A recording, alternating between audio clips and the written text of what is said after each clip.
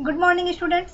तो सेशन की शुरुआत करने से पहले मैं saint CL Hindi high school के होम लर्निंग प्रोग्राम में मैं आदरणीय प्रिंसिपल सर और वहाँ के सभी शिक्षकों का आभार व्यक्त करना चाहती हूँ कि उन्होंने इस कोविड-19 की महामारी के दौरान हमारी बीएड की इंटर्नशिप को पूरा करने का अवसर प्रदान किया। उसके लिए मैं आप सभी की बहुत बहुत आभारी हूँ। आशा करती हूँ आप सभी लोग अच्छे होंगे और अपने घर पे सुरक्षित होंगे। मैं श्रीमती MN के दलाल एजुकेशन कॉलेज फॉर वुमेन्स के बीएड कॉलेज सेम 3 में अभ्यास कर रही हूँ। मेरा नाम अंकिता मौर्य है। हमारे अभ्यासक्रम के अंतर्गत ऑनलाइन इंटर्नशिप में मैं आपके स्कूल में पढ़ाने के लिए आई हूँ। परिस्थिति कुछ ऐसी है कि हम रूबरू नहीं हो सकते हैं, तो हम ऑनलाइन पढ़ाई करेंगे। मेरा मेन सब्जेक्ट इंग्लिश है और सेकंड सब्जेक्ट सोशल साइंस है। तो विद्यार्थी मित्रों, आज हम स्टैंडर्ड सोशल साइंस का अभ्यास करेंगे। जैसे कि आप सभी लोग चैप्टर 2 पढ़ चुके हैं, तो आज हम चैप्टर 3 का डिस्कशन करेंगे।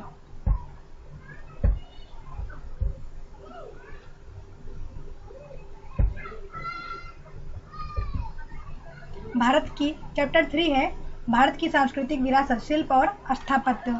जैसा कि हम सभी जानते हैं कि भारत विविधता में एकता वाला देश है। यहाँ पे अनेक प्रकार के लोग, अनेक धर्म, जाति, भाषा के लोग रहते हैं। इसीलिए हमारा देश विश्व भर में सबसे प्रसिद्ध है। भारत अपने समृद्ध सांस्कृतिक विरासत के कारण विश्व भर में प्रसिद्ध है। शिल्प और स्थापत्य की विविधता ने भारत के इतिहास को एक नई पहचान दी है। भारत का प्राचीन सिंधकालीन नगर आयोजन समकालीन विश्व के नगर आयोजन की अपेक्षा श्रेष्ठ था। बड़े गौरव के साथ उसका उल्लेख किया जा सकता है। तो सबसे पहले हम शिल्प क्या है उसके बारे में चर्चा करेंगे। शिल्प अपने कौशल और कारीगरी से छेनी हथौड़े के द्वारा अपने मन के विविध प्रकार के मनोभाव को पत्थर, लकड़ी या धातु पर तराश कर जो भी रूप दिया जाता है, वही कला शिल्प कला कहलाती है। कोई भी व्यक्ति अपने फीलिंग्स को पत्थर, किसमें पत्थर, लकड़ी और धातु में तराशे, आकार दे, डिजाइन बनाए, तो क्या है वो शिल्प है। जैसा कि एक एग्जांपल्स मैंने दिया, आप चित्र में देख सकते हैं। ओके। स्थापत्य का सरल अर्थ होता है कि किसी भी चीज का निर्माण करना। संस्कृत भाषा में स्थापत्य के लिए वास्तु शब्द का प्रयोग किया जाता है, जो बेहद ही प्रचलित है। इस अर्थ में मकानों, नगरों, कुओं, किलों, लाल किलों, मीनारों, कुतुब मीनार, मंदिरों, जैसा कि मैंने एक एग्जांपल लिया है, अक्षरधाम मंदिर, मस्जिदों, मकबरों, ताजमहल आदि के निर्माण कार्य को हम स्थापत्य कहते हैं। तो आशा करते हो कि आप शिल्प और स्थापत्य के बारे में समझ गए होंगे। तो हम प्राचीन भारत का नगर आयोजन कैसा था उसके बारे में चर्चा करेंगे। जैसे हम आज वर्तमान में 2020 में फ्लैट, मकान, घरों, बिल्डिंग्स में रह रहे हैं, इसी तरह आज से 4600 वर्ष पहले के लोग भी रहा करते थे। तो प्राचीन नगर आयोजन कैसा था उसके बारे में चर्चा करेंगे। प्राचीन युग से भारत नगर आयोजन में निपुण रहा है। पुरातात्विक उत्खनन से ऐसे कई नगर मिले हैं। इन महानगरों के मुख्य 3 विभाग होते हैं, जैसा कि आप इस चित्र में भी देख सकते हैं। पहला है प्रशासनिक अधिकारी का किला, जिसे सीटदल कहते हैं। यह बहुत ऊंचाइयों पर बनाया गया था और पानी या बाढ़ कुछ भी आए तो उससे कोई फर्क नहीं पड़ता था। बहुत ही सुरक्षित और अच्छी तरीके से बनाया गया था। यहाँ पर प्रशासनिक अधिकारी के लोग रहा करते थे। सबसे पहले ऊपर जो बना है वो किसका है प्रशासनिक अधिकारी को, जो उस राज्य का शासन करता था। उसके बाद दूसरा नंबर अन्य अधिकारियों के निवास वाला ऊपरी नगर। यहाँ पे ऊपरी नगर भी रक्षणात्मक दीवारों से सुरक्षित है। यहाँ 2 से 5 कमरे बनाए गए थे, ऐसा अवशेष में मिले हैं। ऊपरी नगर के लोग, मतलब जो अन्य अधिकारी होते थे, इनके थोड़ा सीट दल से नीचे ऊपरी नगर में अन्य अधिकारी के लोग रहते थे, जो उस राज्य का कार्यभार संभालते थे। और इसके बाद है सामान्य नगरजनों के आवास वाला निचला नगर। निचला नगर में हमारे जैसे आम लोग रहा करते थे, नॉर्मल लोगों के लिए। सबसे नीचे यहाँ चित्र में पहले ऊपर सीट दल है, सबसे ऊपर है प्रशासनिक अधिकारियों के लिए, उसके बाद ऊपरी नगर है, ये वाला पार्ट सारे है। उसके बाद तीसरा नंबर पे क्या है, निचला नगर। निचला नगर मतलब सबसे नीचे वाले आम आदमी के लोगों के लिए बनाया गया था। यहाँ पे इस मकानों में हाथ से निर्मित ईंटों का उपयोग किया गया था। ओके।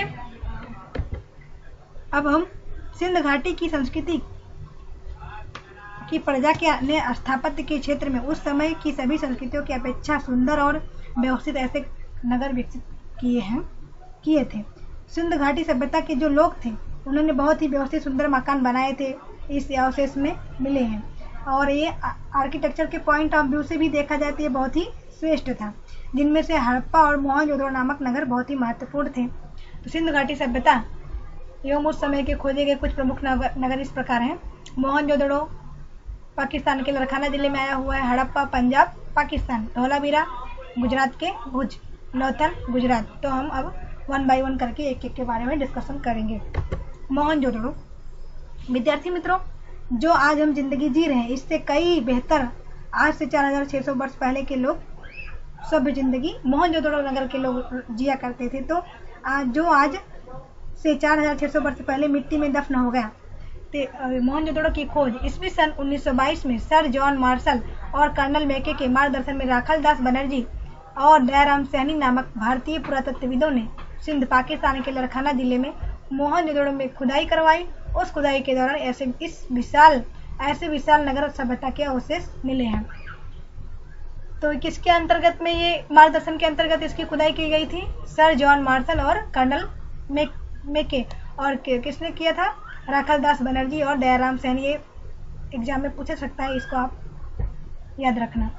तो मोहनजोदड़ो का मतलब होता है मुर्दों का टीला। विद्यार्थी मित्रों, यह मोहनजोदड़ो दक्षिण एशिया में बसे इस शहर को सबसे प्राचीन शहर माना जाता था। इतने पुराने शहर को इतने व्यवस्थित ढंग से बनाया गया था कि आप उसकी कल्पना भी नहीं कर सकते हैं। यह पाकिस्तान के सिंध में से ये लगभग 4600 वर्ष पहले इसका निर्माण करवाया गया था। जैसा कि आप इस देख सकते हैं मैप में, ये सिंध घाटी सभ्यता है। यहाँ पे ये रहा मोहनजोदड़ो अपना पाकिस्तान में आया हुआ है। और यहाँ पे सिंधु नदी गई हुई है, ये हड़प्पा है। ओके, यहाँ पे अरेबियन सी है, यहाँ पे इंडियन ओशन है, बे ऑफ बंगाल है, ब्रह्मपुत्रा रिवर है, हिमालय है, गंगा रिवर है, थर रिजर्ट है। ये अपना गुजरात में आया हुआ है, राजस्थान, सॉरी। अब नेक्स्ट इसके आगे हम मोहनजोदड़ो में किस प्रकार की विशेषता थी उसके बारे में देखेंगे। मोहनजोदड़ो में इस प्रकार इतना श्रेष्ठ था कि वहाँ पे ऐसी कोई चीज़ नहीं थी कि जो नहीं रही होगी। इसमें बड़ी बड़ी इमारतें, जलकुंड, सुंदर चित्रकारियाँ, मिट्टी या धातु के बने बर्तन, मुद्राएं, मूर्तियाँ, ईंट, तरासे हुए पत्थर और भी न जाने बहुत सी चीज़ें उस समय खुदाई के दौरान मिली थी, जिससे यह पता चलता है कि यह एक बहुत ही व्यवस्थित शहर बना हुआ था। यहाँ पर किसी भी चीज़ की कोई कमी नहीं थी। यहाँ से प्राप्त सारी चीज़ें म्यूजियम में अभी भी रखी गई। जैसा कि आप देख सकते हैं, उस समय के लोग दांत थे, नकली दांत का भी यूज करते थे। इससे पता चलता है कि कितने आगे थे। और वहाँ पे गेहूँ, काले गेहूँ के भी अवशेष मिले, ये अभी म्यूजियम में रखा गया है। काले गेहूँ कि ऐसा पता चलता है वहाँ के लोग खेती बाड़ी भी करते थे। और लिपि मिली है जिस जो पत्थरों पे लिखी गई है, जैसा कि आप देख सकते हैं। तो वहाँ के लोग पढ़े लिखे भी थे। और ऐसा भी पता चलता है कि जो भी ईंटें पत्थर उस समय उस प्रकार की ईंटें जहाँ जहाँ पाई गई थी, उन सभी का माप और वजन एक समान था। इसे पता चलता है कि वो सभी लोग पढ़े लिखे थे। और वहाँ पे वो लोग गहने के भी शौकीन थे, खेलकूद में भी आगे थे। और हथौड़ी और छीने के माध्यम से अनेक प्रकार के उन्होंने पत्थर पर अनेक डिजाइन भी बनाई थी। और मोहनजोदड़ो की मूवी में आप इससे ज़्यादा जानकारी प्राप्त कर सकते हैं, देख सकते हैं, बहुत ही अच्छी बनी हुई है। मोहनजोदड़ो का नगर आयोजन के बारे में चर्चा करेंगे। नगर आयोजन, तो सबसे पहले नगर रचना, रास्ते, गटर आयोजन, सार्वजनिक स्नानागार, सार्वजनिक मकान। तो नगर आयोजन, तो मोहनजोदड़ो नगर आयोजन की दृष्टि से बहुत ही श्रेष्ठ था। मकानों को बाढ़ और नमी से सुरक्षित रखने के लिए चबूतरे बनाए गए थे। श्रीमंतों के मकान 2 मंजिले और 5 या 7 कमरे वाले बनाए गए थे। सामान्य वर्ग के लोगों के लिए मकान 1 मंजिल या 2 या 3 कमरे वाले बनाए गए थे। समग्र नगर के चारों ओर दीवार की रचना की गई थी, जिससे कोई बाहर का आदमी अंदर न आ सके। मकान के मुख्य द्वार राजमार्ग के बजाय गली में खुलते थे। जैसा कि वर्तमान में भी हम अपने घर से निकलते पहले गली से होते हुए फिर मेन रोड पे जाते हैं, इसी तरह उस समय भी व्यवस्था थी। यहाँ सभी मकानों में कोठार, डेहरी, रसोई घर और स्नानागार के अवशेष मिले। मतलब हर एक घरों में जब खुदाई की गई, जितने भी मकान मिले थे वहाँ पे रसोई घर, स्नान घर, इन सब के अवशेष मिले हैं।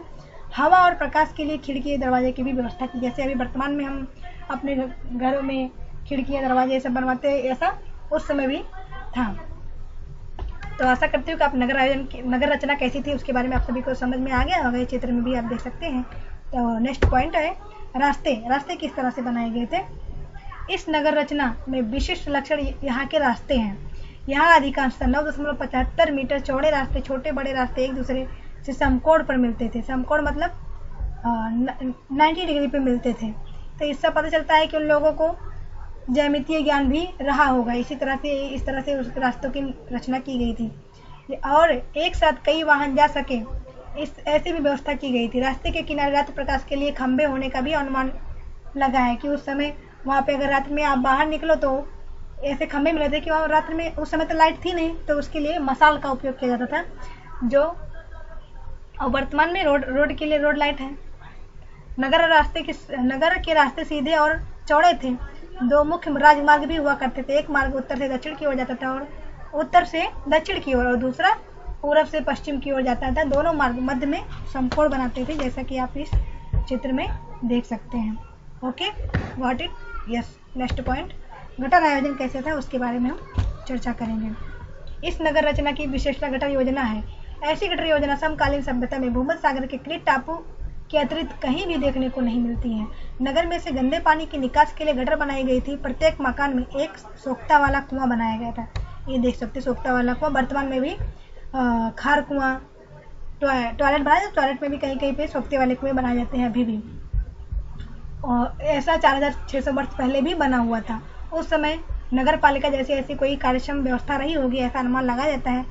और पानी के निकास के लिए, गंदे पानी के निकास के लिए नालियाँ बनाई गई थी, जो जाके बड़ी गटर आयोजन में गटर में मिलती थी, जैसा अभी वर्तमान में भी है कि गंदा पानी अगर निकलता है तो बड़ी गटर में जाके मिलता है। ऐसे आप चित्र में देख सकते हैं। इस तरह से बहुत ही बेहतरीन तरीके से इसकी गटर आयोजन किया गया था, जिससे मतलब यहाँ के लोग बहुत ही स्वच्छ और स्वस्थ, इससे हम कह सकते हैं कि स्वच्छता तथा स्वास्थ्य के विषय में भी वो लोग ऊंची उम्दा सोच वाले थे। ओके, नेक्स्ट पॉइंट है सार्वजनिक स्नानागार। सार्वजनिक स्नानागार मतलब सभी नागरिकों के स्नान के लिए भी व्यवस्था की गई थी, जैसा कि आप चित्र में देख सकते हैं कि बीच में नहाने का स्थान है, चारों तरफ से यहाँ पे बहुत सारे लोग एक साथ आके स्नान कर सकते हैं। और इसके चारों तरफ छोटे छोटे कमरे भी बनाए गए थे, जिसमें आप सभी लोग वहाँ पे जो स्नान करने आए वो कपड़े भी चेंज करें। और इसमें स्नान कुंड में स्वच्छ पानी अंदर भरने के लिए और गंदा पानी बाहर निकालने के लिए भी व्यवस्था की गई थी।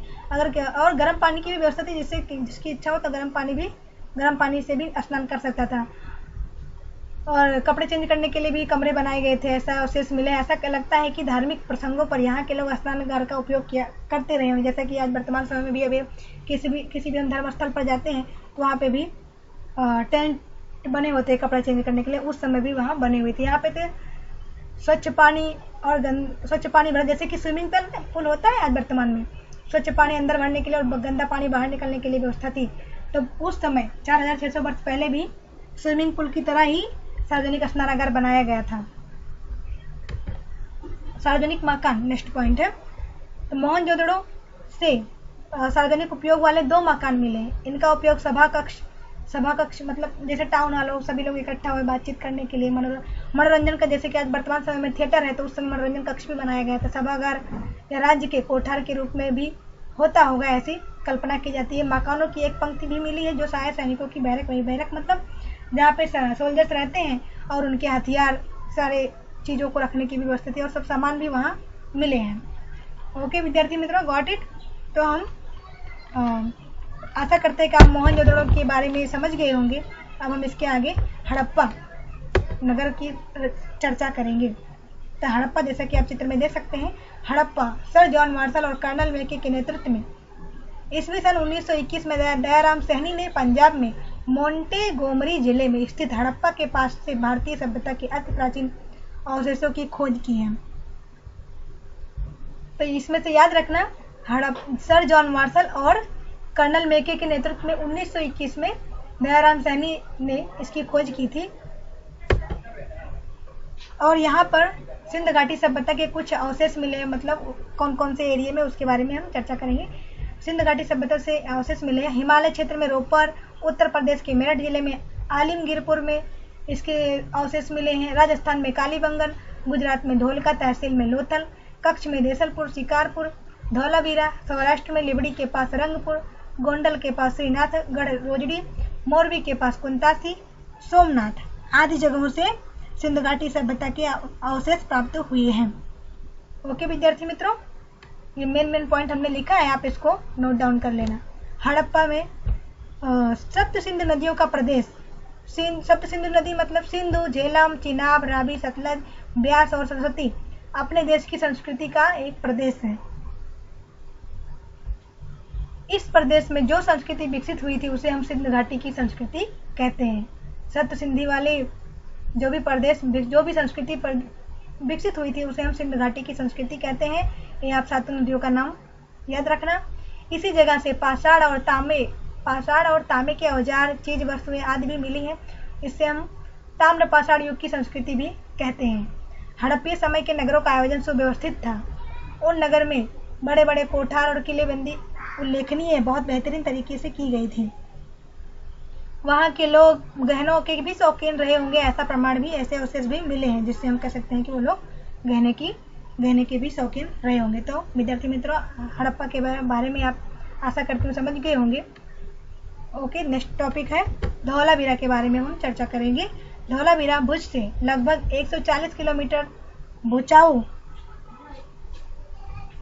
भचाऊ तालुके के बड़े रेगिस्तान में खरीद भेंट के धौलावीरा गांव में 2 किलोमीटर दूर आया हड़प्पा का समकालीन बड़ा व्यवस्थित और प्राचीन नगर प्राप्त हुआ है। तो यह भुज से लगभग कितने किलोमीटर दूर है? 40 किलोमीटर दूर पर भचाऊ तालुका के बड़े रेगिस्तान में खरीद भेंट के धौलावीरा गांव से 2 किलोमीटर दूर आया हड़प्पा का समकालीन बड़ा व्यवस्थित और प्राचीन नगर प्राप्त हुआ है। धौलावीरा है वो धौलावीरा, जैसे कि आप इस चित्र में देख सकते हैं। इस तरह से उसके नगर आयोजन किया गया था। गुजरात राज्य के पुरातत्व विभाग ने आर्कियोलॉजिकल सर्वे ऑफ इंडिया के अधिकारियों ने इसका संशोधन किया था। इसमें सन 1990 में रविंद्र सिंह बिष्ट ने मार्गदर्शन के अधीन विशेष उत्खनन हुआ है। धौलावीरा के किले, महल तथा नगर को मुख्य दीवारों को सफेद रंग से कलर किया गया, सफेद रंग से पोताई की गई थी। ऐसे भी अवशेष प्राप्त हुए हैं। धौलावीरा नगर की किलेबंदी को मजबूत सुरक्षा व्यवस्था की गई थी। यहाँ की दीवारें मोटी पत्थर और ईंटों से बनाई गई थी। यहाँ पीने के पानी शुद्ध साफ होकर आए, ऐसी भी व्यवस्था की गई थी जो व्यवस्था आज आधुनिक युग में भी हम नहीं कर पाए हैं। अभी तो आ गया है प्योर पानी के लिए, लेकिन सबके यहाँ ऐसी व्यवस्था नहीं है कि वो पानी शुद्ध, लेकिन उस समय हर एक जगह पर धौलावीरा जो नगर था वहाँ पे शुद्ध पानी, स्वच्छ पानी साफ होकर अपने आप आए, ऐसी व्यवस्था थी। पानी के शुद्धिकरण की व्यवस्था बहुत ही वहाँ पर पानी के शुद्धिकरण की व्यवस्था बहुत ही अद्भुत थी, ऐसा कहा जा सकता है। अब इसके बाद विद्यार्थी मित्र हम लोथल के बारे में चर्चा करेंगे। ये हमारा लास्ट पॉइंट है। लोथल अहमदाबाद जिले के धोलिका तहसील में है, जैसा कि आप चित्र में देख सकते हैं। लोथल धोलिका तहसील में भोगाव और साबरमती नदियों के बीच के प्रदेश में स्थित है। कौन कौन सी नदी है इसमें? भोगाव और साबरमती नदियों के बीच में लोथल आया हुआ है। धोलिका तहसील के में लोथल आया हुआ है। यह खंभात की खाड़ी से 18 किलोमीटर दूर है। लोथल खंभात की खाड़ी से 18 किलोमीटर दूर है। वहां से मानव बस्ती के 3 स्तर मिले हैं। नगर के पूर्वी किनारे निचले भाग में अगर ज्वार भी आ जाए, ज्वार मतलब जब समुद्र में पानी आता है बहाव तेजी से, तो उस समय जहाज को लंगर डालने के लिए बड़ा बंदरगाह बनाया गया था, जिससे कि सबको बचा जा सके। जैसा कि आप चित्र में देख सकते हैं, छोटे छोटे नाव इसमें दिखाई पड़ रहे थे। ये सबसे बड़ा बंदरगाह था, पानी वाले जहाज का बंदरगाह बनाया गया था, डॉकयार्ड जिसे कहते हैं। ये बंदरगाह कोठार, दुकानें, आयात निर्यात के प्रमाण में आदि दर्शाते हैं कि लोथल उस समय भारत का समृद्ध बंदरगाह रहा होगा। ऐसे हम अनुमान लगा सकते हैं कि वहाँ पे किसी भी सामान का आयात निर्यात करने के लिए बंदरगाह बनाए गए थे लोथल में। लोथल गुजरात को ही नहीं बल्कि भारत के इतिहास को भी गौरव प्रदान करता है। तो आज का लेसन यहीं पे समाप्त करते हैं। आशा करती हूँ विद्यार्थी मित्रों आपको अच्छा लगा होगा। अगर आपको भी कोई भी प्रश्न हो तो आप कमेंट बॉक्स में लिख सकते हैं। Okay, thank you.